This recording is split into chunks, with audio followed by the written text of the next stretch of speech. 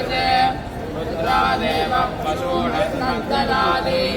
अतो यद्वैषाहुतिर्यूयते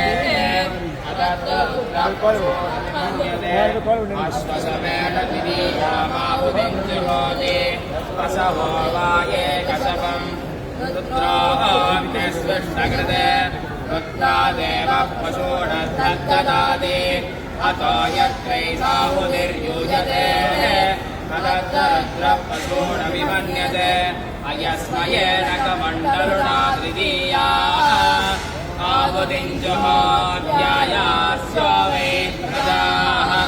रुद्रोऽग्निस्विष्टकृते रुद्रादेव प्रजा अस्तद्ददाति अतो यद्वैषाहुतिर्यूयते